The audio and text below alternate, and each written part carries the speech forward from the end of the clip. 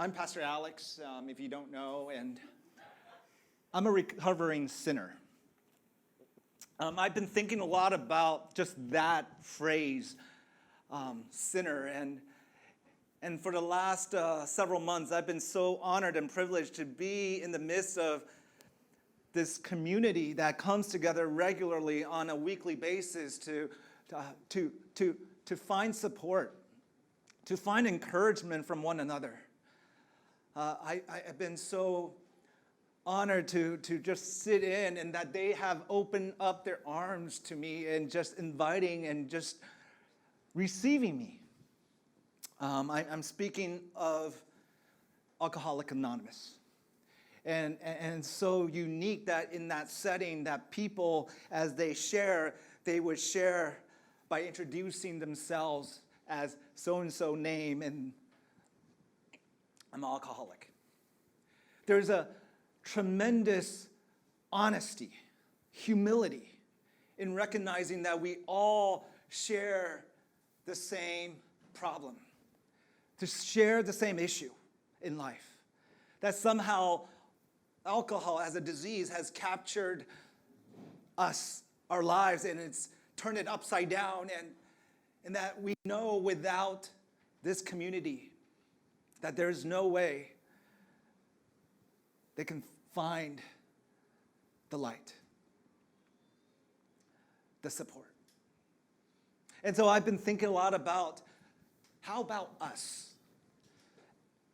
As a people of God, each and every one of us understands that we are sinners, that we sinned against God, and that Jesus died on our behalf. And we know the truth of that, but how often do we actually have the courage to say to someone from the most honest place, most humbled place in our heart, deep inside, to be able to go to someone and say, this is who I am.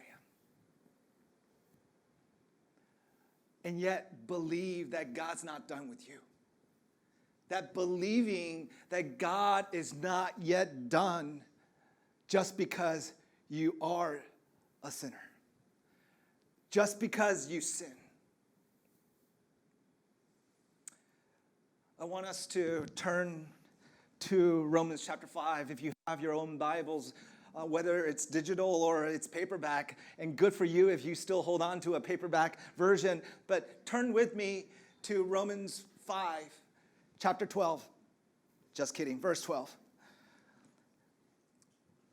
And there we're going to look into the main text we're going to look at, but I want to actually take us back to what I started last Sunday, if you remember. So in a moment we'll get there, but let's look at Romans 5, verse 12. When Adam sinned, sin entered the world. Adam's sin brought death. So death spread to everyone, for everyone sinned. Yes, people sinned even before the law was given, but it was not counted as sin because there was not yet any law to break.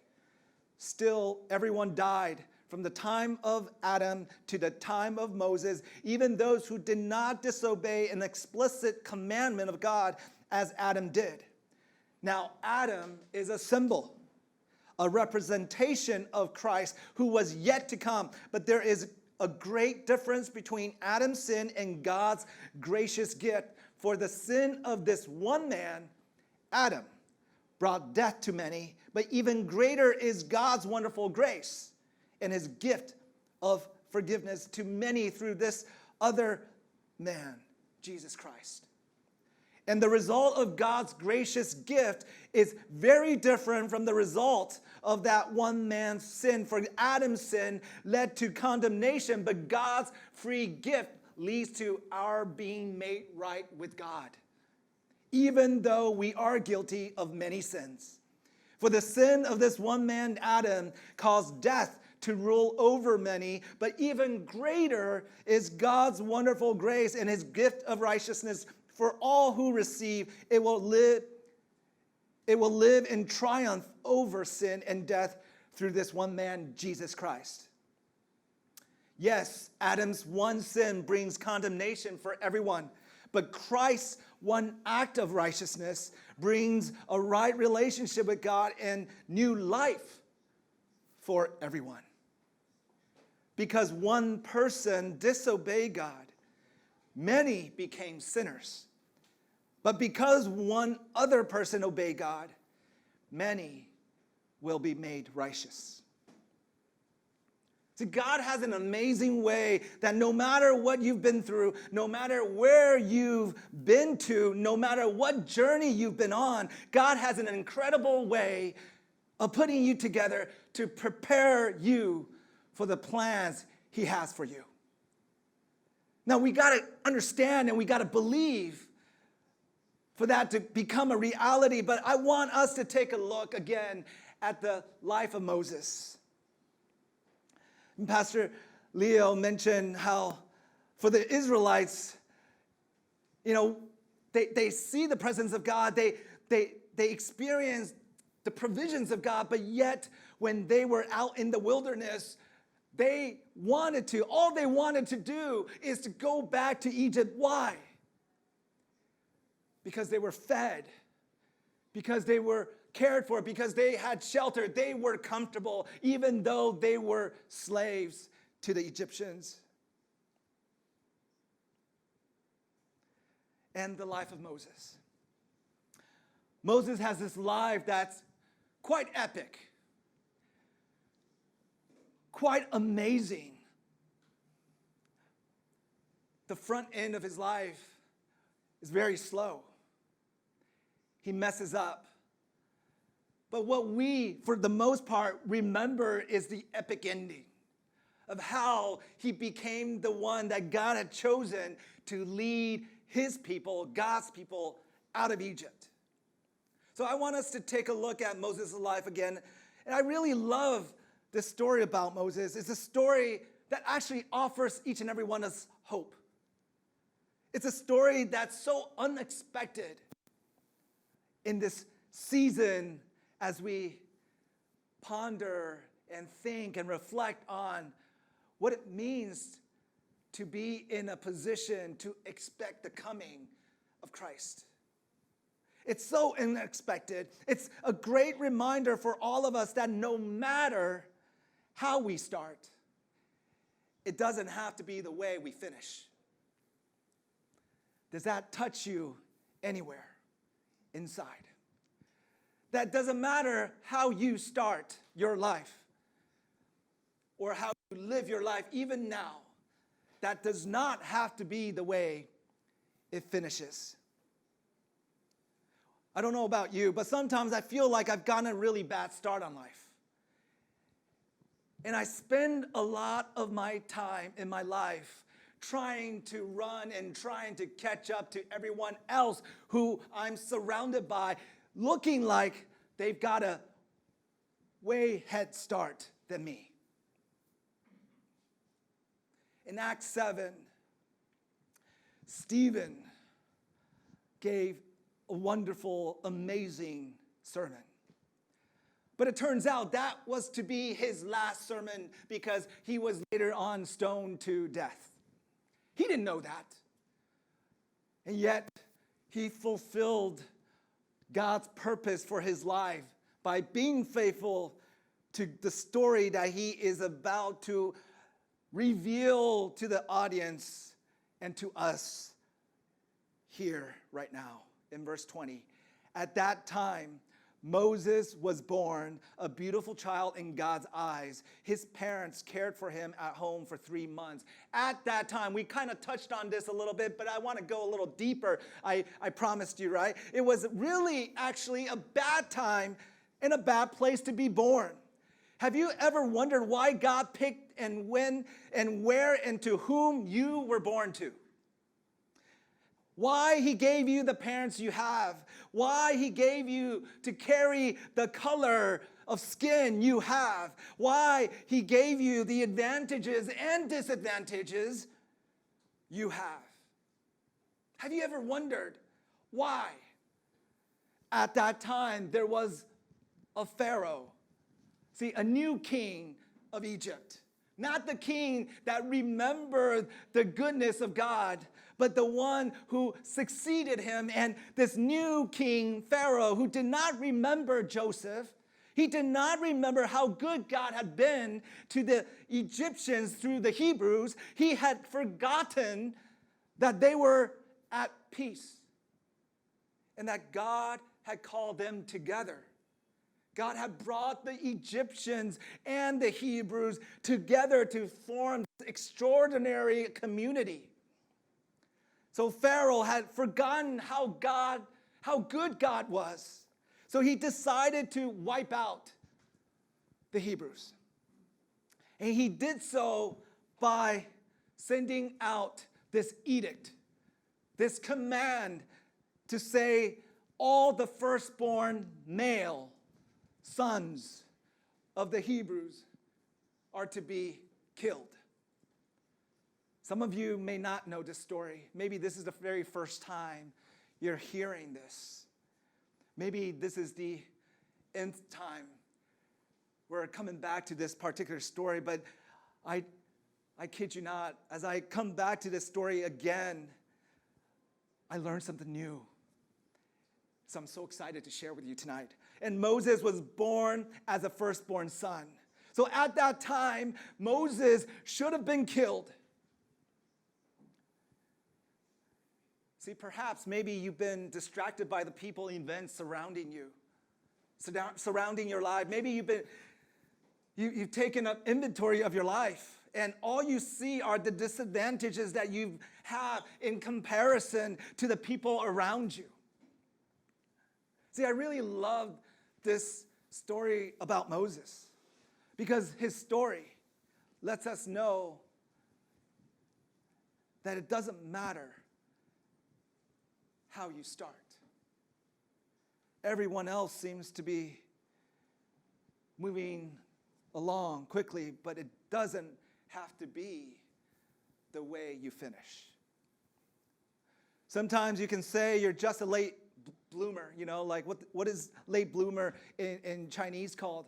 I remember I was a child and many uncles and aunties oftentimes said, oh, Alex, so my, nickname was Xiao Guai, right?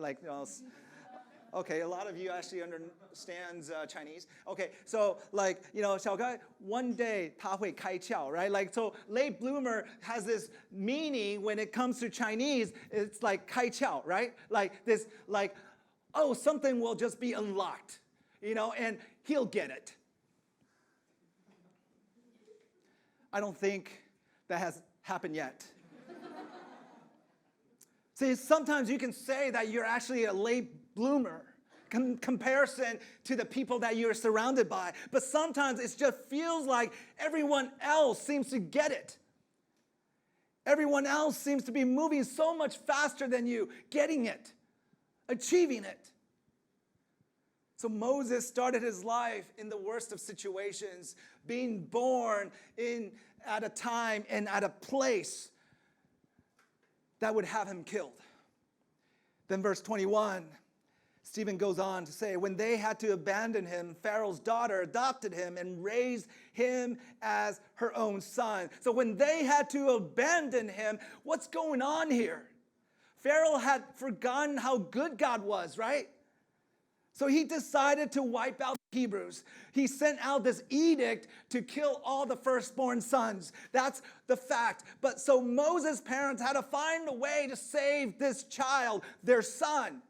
Can you imagine what his mom and dad must be feeling, going through in that moment?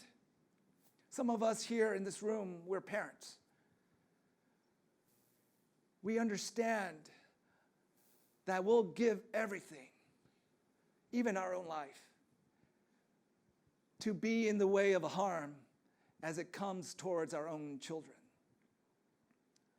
So Moses' parents had to find a way to save their son. They didn't know how to save their son, so what did they do?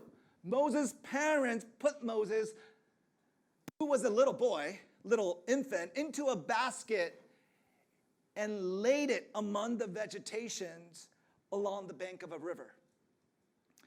When they had to abandon him, Moses' parents had to abandon him because there was just nowhere safe inside to hide him. Nowhere safe inside for him to be hidden. So Moses was placed into a basket that was then left on a bank of a river, eventually caught up by the currents and drifted downstream. Is that how the story goes? See, I think for a long time, that's how I remembered it. That's how I remember the story goes, by how Pharaoh's mom Moses' mom placed him inside a little basket along the side of a bank of a river, and how the current caught it and then drifted downstream, and then Pharaoh's daughter ended up picking him up. But that's actually not how the story goes, because in Exodus 2, so I went back and reread, and I realized in verse 3, this is what it says. She put the baby in the basket and laid it among the reeds along the bank of the Nile River. So the river is actually Nile River. The baby's sister then stood at a distance, watching to see what would happen to him. So I'm imagining, as I was reading this, like Abigail would be in this little basket, but she's way too old for that. And so it's like Annabelle is actually in a distance looking at what would happen to her little sister. So the baby's sister then stood at a distance watching to see what would happen to him. Soon, Pharaoh's daughter came down to bathe in the river, and her attendants walked along the riverbank. When the princess saw the basket among the reeds, she sent her maid to get it for her. So it didn't actually flow downstream, caught by the current.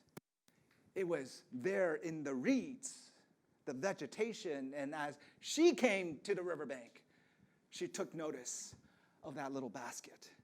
So when they had to abandon him, when his parents had to abandon him, and of all the people who could have possibly found him, it was Pharaoh's daughter. I mean, what are the chances?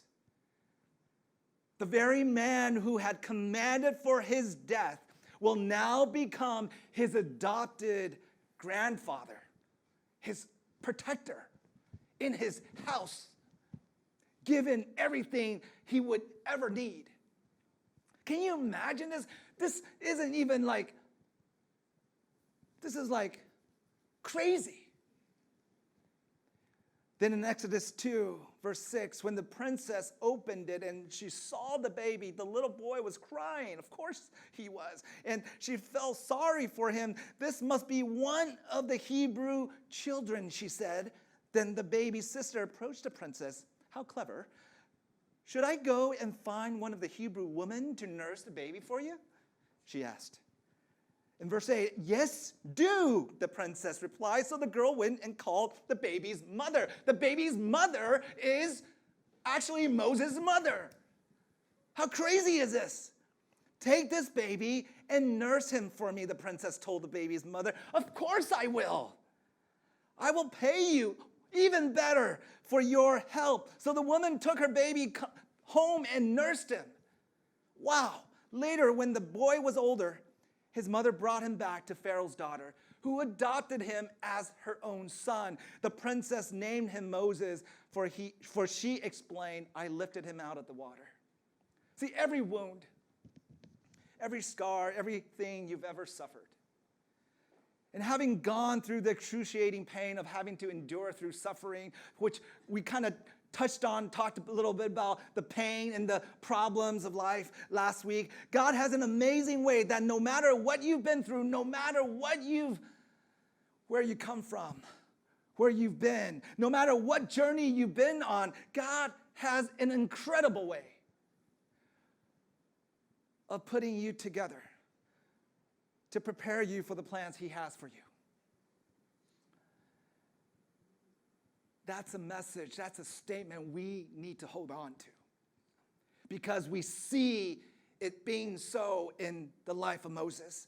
Romans 5 text we look at, verse 3 from last week, we can rejoice too when we run into problems and trials, for we know that they help us develop endurance. See, sometimes what happens is that we think we're just too broken for God to use us to do anything great with our lives. Sometimes we choose to believe that there's too much damage, too much deficit,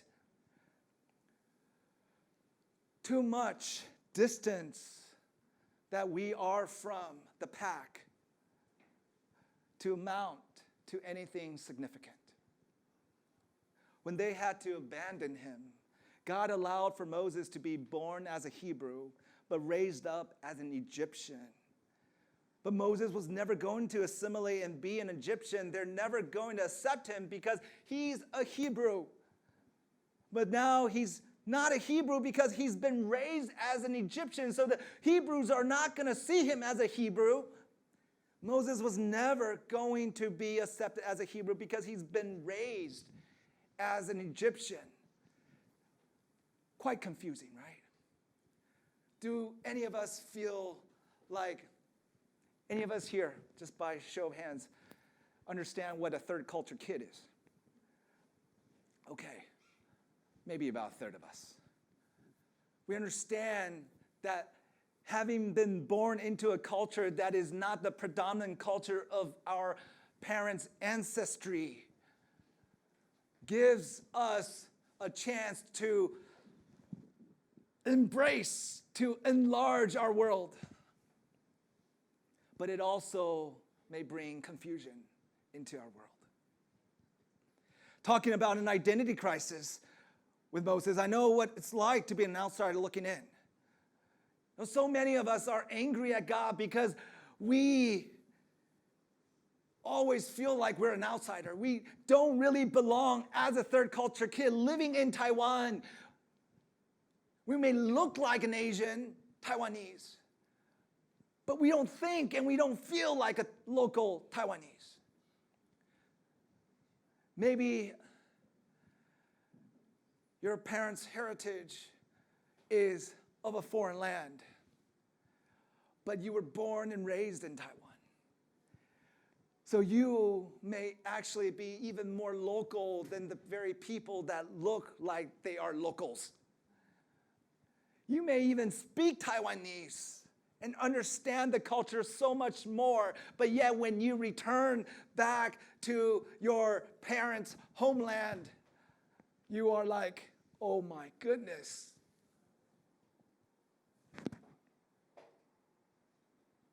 So is it possible that God wants us to be an outsider? To not be so comfortable being inside, but being comfortable being who we are because God has allowed us to have these experiences and being exposed to these different cultures for his reason, because the outsiders are the ones who need us the most.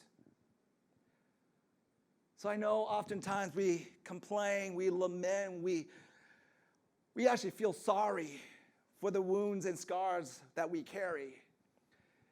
But it's precisely these marks, these wounds, these scars that make us relevant so that we're able to empathize with those who are on the outside.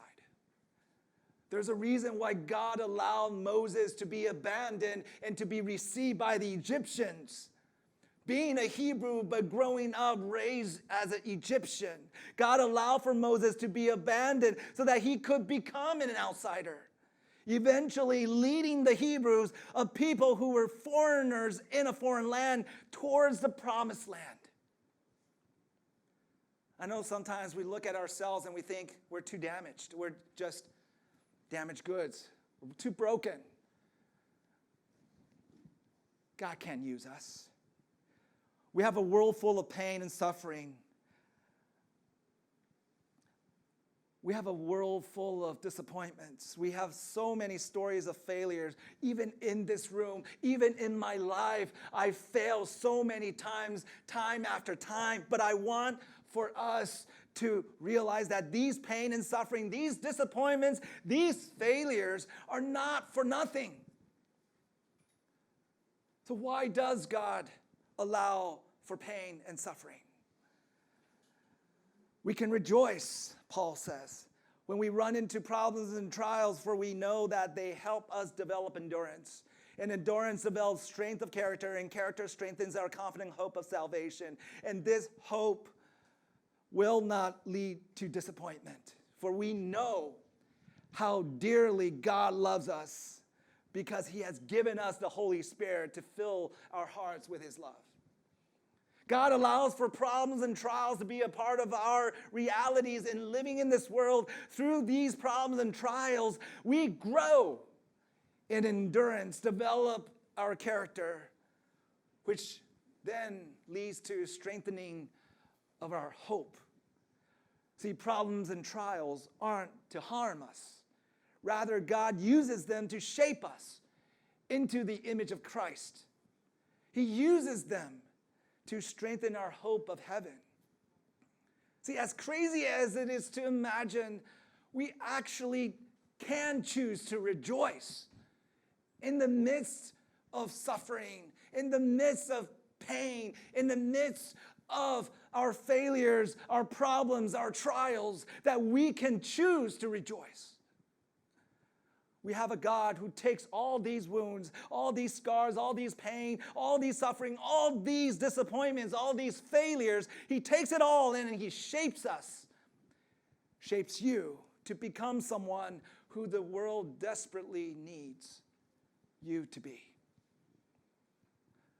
In Acts 7, verse 22, Stephen goes on to say, Moses was taught all the wisdom of the Egyptians, and he was powerful in both speech and action. When I read this for the first time, I was like thinking, what a waste of an education. Have you ever felt like you just didn't get it right the first time? How many of us changed majors in our days in university, in college? That's not many. That's amazing. But the statistics shows that there's a good number of people who do switch from majors to major as they go through their education. Have you ever wondered about why you study what you study and why you're not applying what you study and what you do for work today? See, we probably all met at some point in life people who've had multiple career changes in their life. We probably met people who have very significant changes, career shifts. I look back at my own life and I see how I went from one thing to the other. I'm not even supposed to be here. That's what I think. But God has a way to bring us out of our own hiding, to take us on this adventure with him as he has prepared us for the task he has before us. See, I had no idea that I was to come to Taiwan to live here now for 10 years and do what I do. Perhaps there's some of us who think we've wasted away in education, a season of our life, because it doesn't seem like it had prepared us for the life that God has for us. And then we see that Moses was taught all the wisdom of the Egyptians, and this was God's strategy. His plan for Moses. Some of us don't even realize our education, what we've learned in life, what God has allowed for us to experience, to be exposed to. God has been sending us through life, through schooling, so we can make a difference in the world. Stephen goes on in verse 23, one day when Moses was 40 years old, he decided to visit his relatives, the people of Israel. He saw an Egyptian mistreating an Israelite, so Moses came to the man's defense and avenged him, killing the Egyptian. So anybody think that this was actually a good idea of what Moses did to the Egyptian? Good idea to kill? No, right? But yet, sometimes we believe these heroes in the Bible, see, these biblical characters that we classify them as heroes and villains, that these heroes, what they do, everything they do is right. was God's divine appointment. But no, God didn't want Moses to kill. Moses killed for his own reason. Then in verse 25, Moses assumed his fellow Israelites would realize that God had sent him to rescue them, but they didn't. Now, was that surprising that they didn't see that there was God in him when he killed? Because killing isn't in God's character.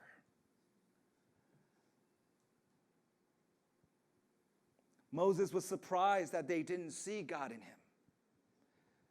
In verse 26, the next day he visited them again and saw two men of Israel fighting. He tried to be a peacemaker. Men, he said, you are brothers. Why are you fighting each other? Is it interesting for us to look at this and say how we give ourselves permission to hate the people we want to hate? So the day before, he looked at an Egyptian who was actually doing wrong towards the Israelites and he killed. And the next day, two Israelites were actually, not having a good day. And he went up and said, why are you treating each other like this? Why couldn't he do the very same the day before? And bring them together to reconcile. But the man in the wrong pushed Moses aside. Who made you a ruler and judge over us? He asked. Are you going to kill me as you killed that Egyptian yesterday? See, isn't it interesting also to see that Moses didn't actually feel guilty when he killed the Egyptian? He only felt maybe guilty that he was caught because someone saw him killing the Egyptian. He didn't feel guilty until he was caught. When Moses heard that, he fled the country and lived as a foreigner in the land of Midian. There his two sons were born. This is how we know that Moses realized he had done something wrong. He fled. He ran away. Like so many of us do. When we know we did wrong and we got caught, we run. When Adam and Eve sinned against God and heard God's whisper voice in the garden, they hid. The only way we're able to leave the past in the past is to allow for God to create a future, a new future. What are your past failures, your past disappointments that you are willing to put it at Jesus' feet? And to give an offer to him so that you might allow for him to create a new future for you. There's always going to be people who will want to define us by the worst moment of our lives.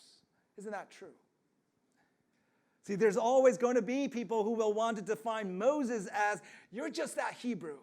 You're just that killer. They'll never see who God has made him to become. They'll just see who he was. They'll just see you as who you were. See, every failure you've experienced, God will use it to shape you. Every failure you've endured, God will use it to mold your character. 40 years later, in the desert near Mount Sinai, an angel appeared to Moses. We're almost done. In the flame of a burning bush. When Moses saw it, he was amazed at the sight. As he went to take a closer look, the voice of the Lord called out to him, I am the God of your ancestors, the God of Abraham, Isaac, and Jacob. Moses shook with terror and did not dare to look. Then the Lord said to him, take off your sandals, for you are standing on holy ground. I have certainly seen the oppression of my people in Egypt. I have heard their groans, and I have come down to rescue them. Now go, for I am sending you back to Egypt. Now go, for I am sending you back to Egypt. In those moments you thought you wasted away, in those seasons in life you thought you messed up and you wasted it away, God's going to send you back and use it to make everything new with your life. So God sent back Moses the same man his people had previously rejected when they demanded, "Who made you a ruler and judge over us?"